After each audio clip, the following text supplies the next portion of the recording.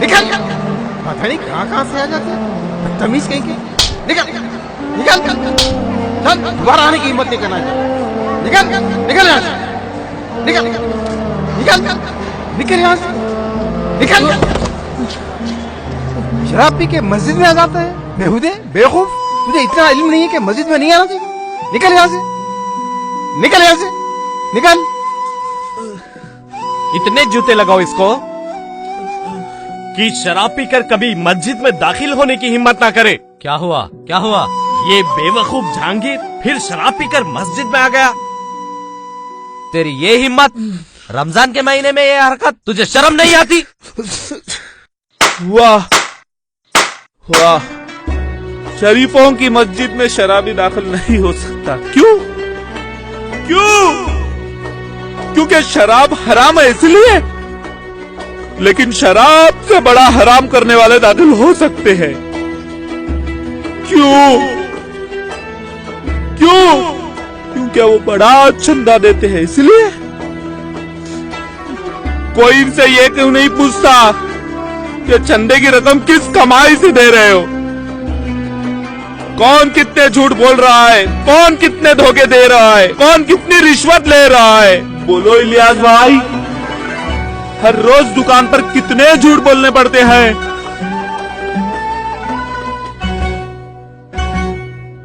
Doctor साहब, मरीजों को फालतू टेस्ट करवाकर कितना कमा लेते हो?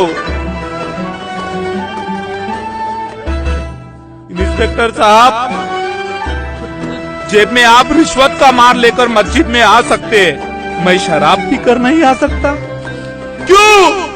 ज्यादा बोलो ना तो अंदर कर दूंगा। हाँ, मैं शराब पीता हूँ, अपने आप को तबाह करता हूँ, किसी और को तबाह नहीं करता, किसी और को नहीं लूटता।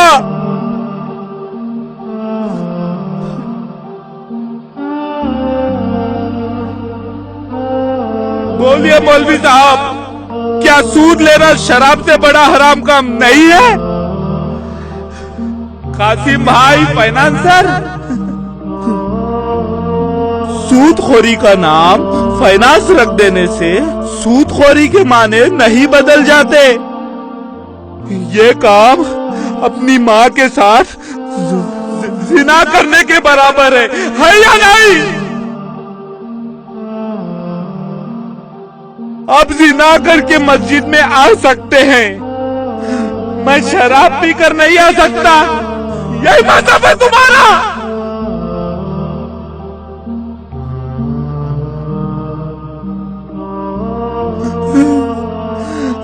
और तुम लोग जो इन सूदखोर सेठों के लिए काम करते हो, अपनी ताकत मजबूर गरीब से सूद वसूल करने पर लगाते हो, क्या ये अल्लाह से जंग करने के बराबर नहीं है? मस्जिद के बाहर अल्लाह से जंग, मस्जिद के अंदर टोपियां पहनने की आदत। मैं तो शराब से तौबा करने के लिए मस्जिद में आया था। क्या तुम लोग सूद से तौबा करने कभी मस्जिद में आए? मैं मकान का किराया दे नहीं सकता, इसलिए मस्जिद में नहीं आ सकता। लेकिन आप जैसे इज्जतदार लोग औकाफ की प्रॉपर्टी बेच कर मस्जिदों, मदरसों, दरगाहों के मुतवली बन जाते। लोग झुक झुक के सलाम करते हैं, झुक झुक कर सलाम करते हैं। क्यों? क्यों? ओहो, अस्सलाम वालेकुम। उम्रा करने जा रहे हो 5 लाख खर्च करके। इतने पैसों में आपके पड़ोस में कई उम्रे हो सकते हैं। हमारी तरह कितने नादार आपके पड़ोस में रहते हैं। हमारे पास एक वक्त खाने के पैसे नहीं होते, इसलिए 10 रुपए की शराब पीकर पेट की आग बुझा लेते। साहब, जरा अपने शहर में देखिए, कितने लोग भूखे सोते हैं, कितने बीमार हैं, कितने यतीम हैं। इन गरीबों की मदद करके जितना सवाब मिल सकता है, उतना उम्रा करके भी हासिल नहीं हो सकता। आइए उम्रा करवाता हूँ, चलिए गरीबों की बस्ती में। ये देखिए,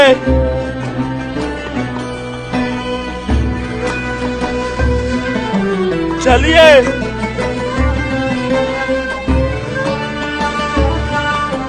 शर्वानी क्या खूब सज रही है, लड़की वालों ने दी होगी, है ना?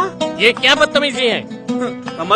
समझ गया, आपने नहीं मांगी होगी, लड़की वालों ने जबरदस्ती दी होगी, है ना? वो कार, वो भी लड़की वालों ने जबरदस्ती भेजी होगी, है ना? सुना था पहले जमाने में नवाब और रईस लोग मुजरा करने वालियों को बग्गी सजा कर भेजते थे। ये देखो आज दूल्हों को सजा कर लाना पड़ता है। भाई क्या बकवास कर रहा है? हम खुददार लोग हैं, हम किसी से कुछ नहीं मांगते। खुददार खुददार खुददार, सारी कौम खुददारों की कौम है।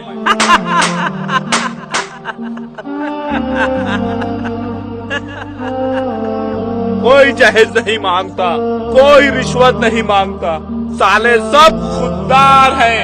यही कहते हैं हमें कुछ नहीं चाहिए, जो भी देना अपनी बेटी को दे लीजिए, बस शादी मेयारी होनी चाहिए। कबीर हम गरीबों के अगर रिश्ता नहीं बेचते, वहाँ बेचते जहाँ जहेज खाना सब कुछ मिल जाता है। अबे वो जलील कमीना किसको कह रहा है? कमीना सबको कह रहा हूँ, सबको जो मेयारी शादियों की भीख मांगते हैं। अगर इनको जहेज और खाने की भीख नहीं मिली, किसी और घर पर जाकर आवाज देते हैं, हम तो अपनी कमाई की शराब पीते हैं। लेकिन ये शरीफ डाकू लड़की वालों की कमाई पर अपने अरमान पूरे करते हैं। क्या ये कमीनापन नहीं है? मस्जिद में निकाह करके शादी खाने चले जाते हैं, लाखों रुपया लुटा देते हैं। क्या ये कमीनापन नहीं है? इनकी बारातें देखकर हमारी बहनें पूछती है, भाईजान हमारी बारात कब आएगी? क्या जवाब दे हम उनको? हम उनको मुंह नहीं दिखा सकते।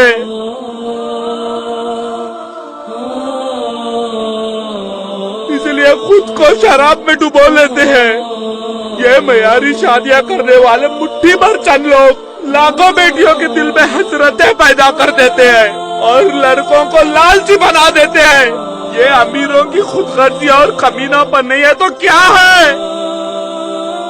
इन्हीं की वजह से हम गरीबों की बेटियां जलकर मर जाती है, घरों से भाग जाती है। इन्हीं की वजह से भाई कंगाल हो जाते हैं, झूठ, चोरी और खैरात मांगने पे मजबूर हो जाते हैं। बोलो जलील कौन है, हम या हमको जलालत पे मजबूर करने वाले?